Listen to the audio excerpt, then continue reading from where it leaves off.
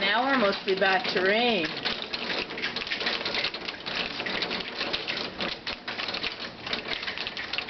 And we just started cutting hay today.